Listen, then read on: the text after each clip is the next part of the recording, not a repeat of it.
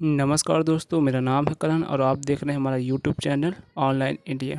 तो दोस्तों, आज हम बात करने जा रहे हैं एक महत्वपूर्ण दस्तावेज जिसका नाम है आय प्रमाण पत्र। आय प्रमाण पत्र एक ऐसा दस्तावेज है जो कि हर काम में लगता है और सरकारी आवेदन करने के लिए या अन्य सरकारी सुविधाओं का लाभ उठाने के लिए आय प्रमाण पत्र की अत्यधिक आवश्यकता पड़ती है। तो आज हम इसी के ऊपर चर्चा करेंगे और बात करेंगे कि इसको कैसे ऑनलाइन आवेदन करना है और यह कब तक आ जाएगा बनकर, और इसके लिए आपको कितने रुपए की भुगतान करना पड़ेगा। और साथ ही हम यह जानेंगे कि आय प्रमाण पत्र को डाउनलोड कैसे करना है। तो चलिए दोस्तों, शुरू करते हैं बिना देरी के। तो हम सबसे पहले हम लोग आ जाएंगे गूगल क्रोम ब्राउज़र पर और हम लोग इस पर क्लिक करेंगे। इसके पश्चात हम लोगों को सर्च बार पर टाइप करना है ई डिस्ट्रिक्ट।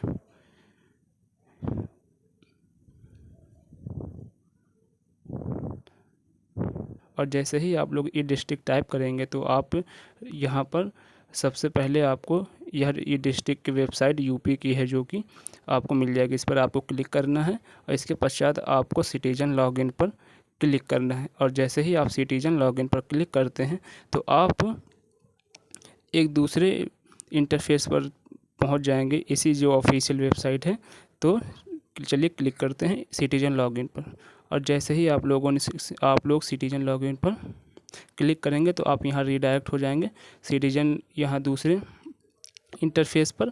और आपको यहाँ पर अपना यूज़र आईडी और पासवर्ड डालना है। और अगर आपके पास यूज़र आईडी पासवर्ड नहीं है तो इसके लिए मैंने भी वीडियो बना रखी है, तो आप जाकर नीचे इसके बारे में भी कैसे बनाना है इसको देख सकते हैं। तो इसके बाद हम लोग अपना यूज़र आईडी और पासवर्ड डालने के बाद कैप्चा कोड डाल देंगे। इसके पश्चात हम लोग सबमिट बटन पर क्लिक करेंगे। तो चलिए अपना यूज़र आईडी और पासवर्ड डालकर कैप्चा कोड डालकर सबमिट बटन पर क्लिक करते हैं। तो हम लोगों ने अपना यूज़र आईडी पासवर्ड डाल के हम लोग सबमिट बटन में जैसे ही क्लिक करेंगे तो हम लोग यहाँ पर रीडायरेक्ट हो जाएंगे। तो आप देख सकते हैं यहाँ पर सारी चीज़ें हो रखी हैं कि आपको क्या क्या चाहिए। तो हम लोगों को आय प्रमाण पत्र बनवाना है, तो इसके लिए हम लोग आय प्रमाण पत्र पर क्लिक करेंगे, जिसके पश्चात हम लोग आय प्रमाण पत्र के आवेदन पत्र पर आ जाएंगे। इसके आप इसको भरना है। सबसे पहले हम लोगों को ग्रामीण है तो ग्रामीण या फिर नगरीय है तो नगरीय पर सिलेक्ट करना है। इसके पश्चात हम लोगों को अपना नाम हिंदी और इंग्लिश दोनों में भरना पड़ेगा। तो सबसे पहले हम लोग अपना नाम हिंदी में भरेंगे। तो हिंदी में अपना नाम भरने के पश्चात हम लोगों को अपना नाम इंग्लिश में भरना है। ये पूरा फॉर्म इसी तरह भरना है। तो चलिए शुरू करते हैं।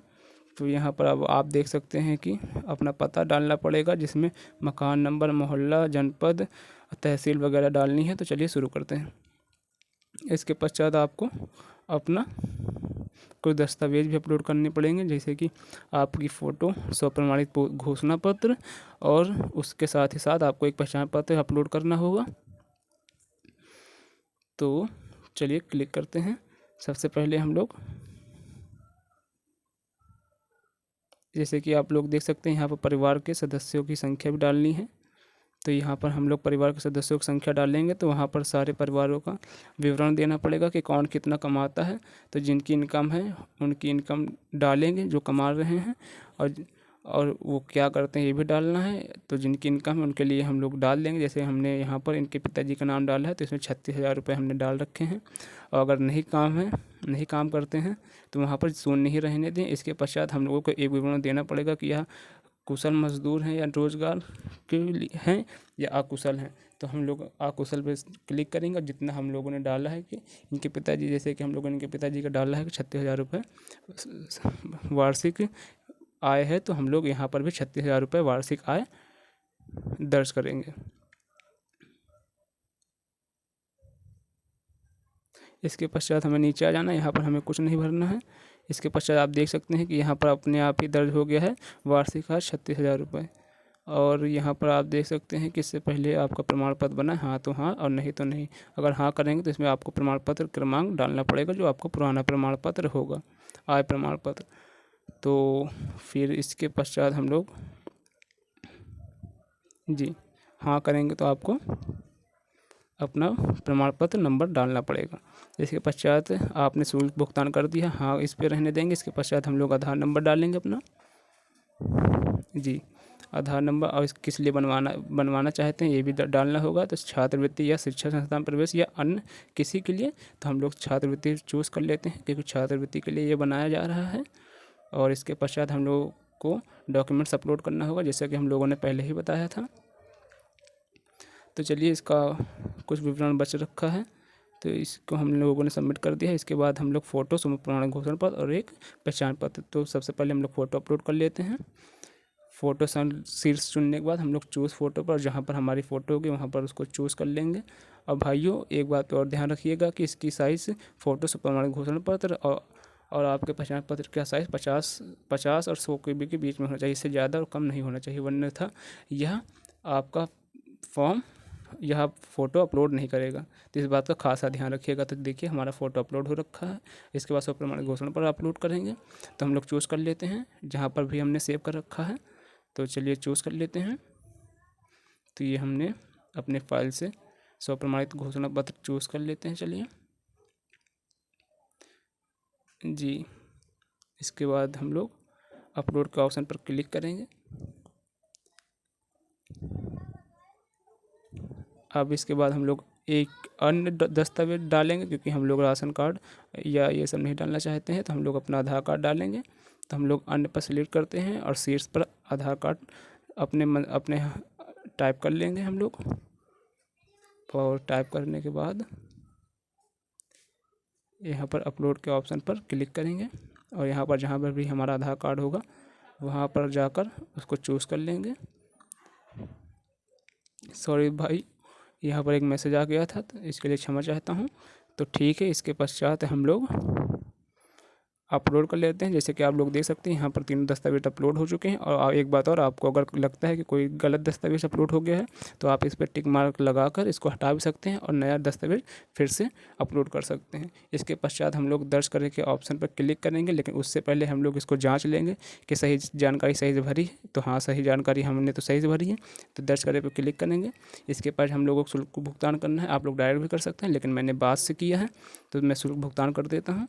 जो एप्लीकेशन नंबर हम लोगों को मिलेगा उसको यहाँ पर हम लोग डालेंगे। इसके बाद सबमिट के ऑप्शन पर क्लिक करेंगे। इसके बाद हम लोगों को 50 रुपये का 15 रुपये का शुल्क भुगतान करना पड़ेगा। तो प्रोसीड विथ पेमेंट पर इसके पश्चात हम लोगों को क्लिक करना है। तो जब जैसे है 15 रुपये का शुल्क भुगतान है तो इसके लिए हम लोग सब प्रोसीड विथ पेमेंट पर क्लिक करेंगे।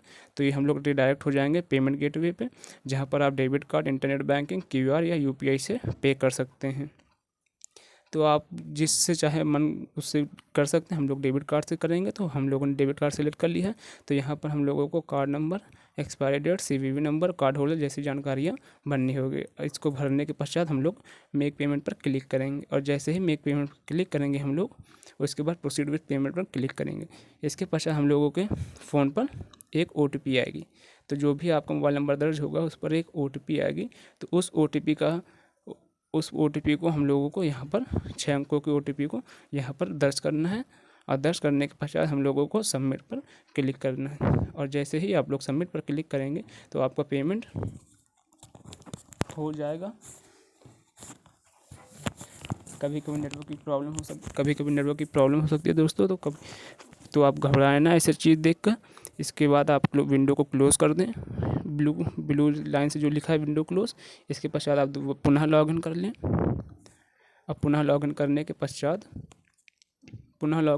पश्चात सेवा शुल्क भुगतान या रसीद प्रतिलिपि पर क्लिक करें। तो हम लोग सेवा शुल्क भुगतान पर क्लिक करेंगे और एप्लीकेशन नंबर जो हमने डाल रखा है उसको दर्ज करेंगे। उसके बाद सबमिट पर क्लिक करेंगे और जैसे ही आप लोग सबमिट पर क्लिक करेंगे तो देखिएगा कि आपको पेमेंट एक्नॉलेजमेंट स्लिप आ जाती है। तो इसका मतलब है कि आपका फॉर्म सबमिट हो चुका है।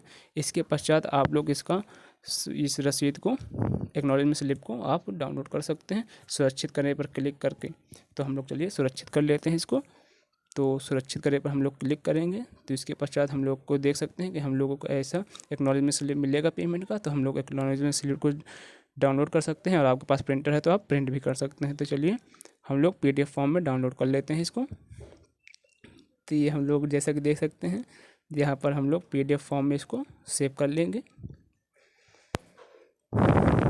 और ये हमारा PDF फॉर्म में सेव हो जाएगा। इसके पश्चात हम लोग क्लोज़ करेंगे इसको।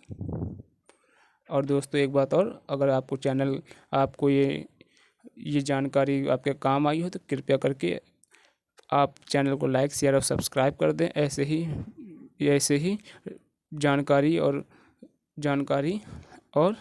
फैक्ट्स के बारे में आपको नोटिफिकेशन मिलती रहेगी। तो धन्यवाद। और एक बात और दोस्तों, आपको जब ये 10 से 15 दिन के बाद आपको ये बन जाएगा आपका ये, तो आप यहाँ से निस्तारित आवेदन पर क्लिक करेंगे डाउनलोड करने के लिए इसको। जब इसे निस्तारित आवेदन पर क्लिक करेंगे तो आप यहाँ पर रिडायरेक्ट हो जाएंगे। इसमें आपको कास्ट, इनकम और डोमिसाइल या अदर सारे डॉक्यूमेंट्स आपको देख रखे हैं। तो आपको जो भी डाउनलोड करना है, जैसे कि हमें इनकम डोमिसाइल डाउनलोड करना है, तो यहाँ पर आप देख सकते हैं कि हमारा दो फॉर्म डाउनलोड बन चुका है एकदम अच्छे से। और तीसरे की हमने पेमेंट की है, तो उस पर रेड कलर दे रखा है। तो इसकी हमने 2 में पेमेंट कर रखी है, तो इस पर एप्लीकेशन नंबर डाल के